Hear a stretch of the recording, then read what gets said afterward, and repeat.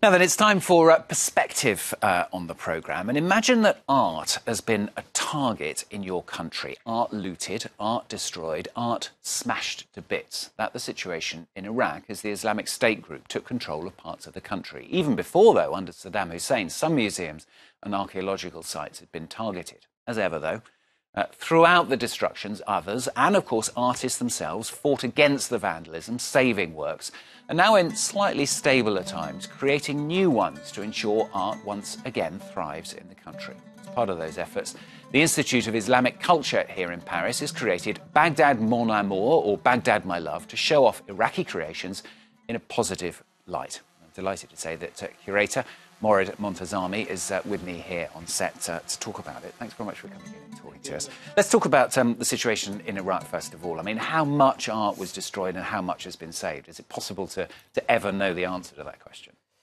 I mean, the Museum of Antiquities, which is the national Iraqi museum, was affected by severe lootings, obviously, as we know, from 2003.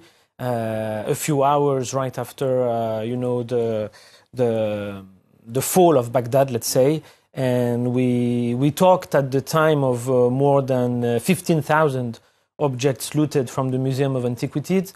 But let's not forget as well all the archaeological sites around Baghdad and the nearbys, which were also looted. So, archaeological sites, but you have also to consider them as natural sites, also in a way, confronting to the museum. So now that we're 15 years after those massive lootings, there were quite a lot of objects recovered and reintegrated to the museum's collection.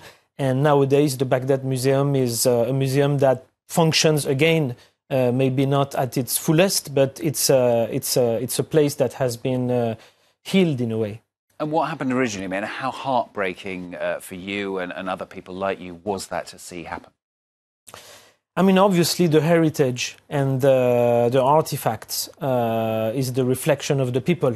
This is very simple, obviously, to say, but you have to consider all this heritage as reflection of one's people, people's will to unite as a nation, people's will to develop as a civil society, and also, the soul of the people, basically, in Iraq. All of that is reflected in the heritage, and the heritage obviously doesn't have to do so much with the past, but with the society's will to always stand for a certain identity, which is a complex identity, which goes back to pre-Islamic sources and influences of Assyrian, Sumerian, Babylonian influences, and how people of Iraq have been living and surviving through that multifaceted heritage, I would say, is a fascinating thing to try to accompany as a curator or as an artist or as an archaeologist. I think this is something that we all feel as very lively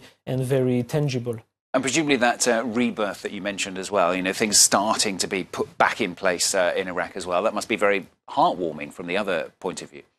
Yeah, of course, exactly. We've been in 15 years after the massive lootings of 2003. If this exhibition, Baghdad Mon Amour, had taken place 10 years ago, it would have been probably with more nostalgia and romanticism than today, where we're actually witnessing a lot of artistic or academic attempts to go to a reconstruction, a reinvention, or a rebirth of that patrimony, either with digital means or with very makeshift, substantial means, as some of the artists we have in the exhibition who literally recreates the makeshift antiquities of Baghdad.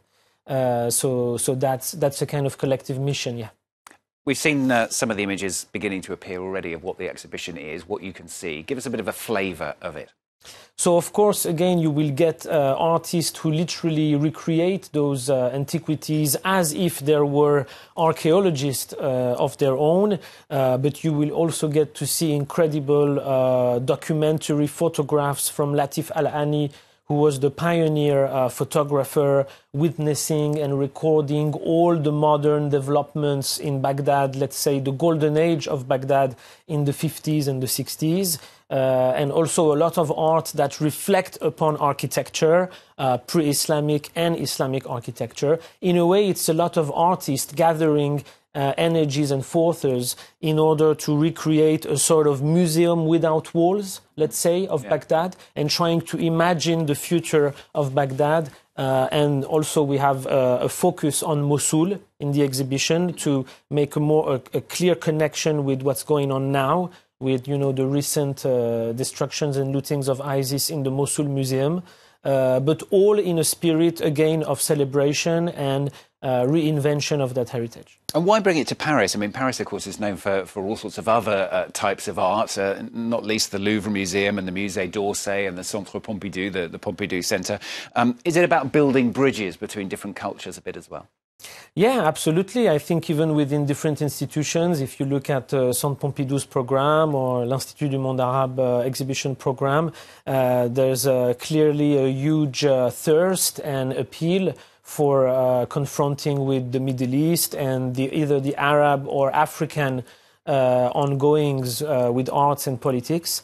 So the bridge has to be made definitely between institutions.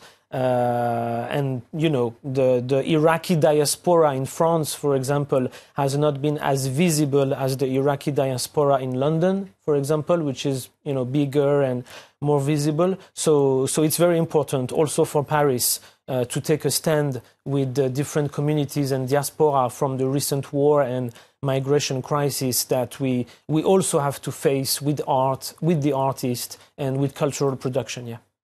Well, great to have you with us on the programme. Good luck with the exhibition. Thank you so much. It goes well as well. Morad Montazami joining us on the programme to discuss that exhibition. Baghdad, Mon Amour, it is called. So look it up if you are either in Paris or coming to Paris.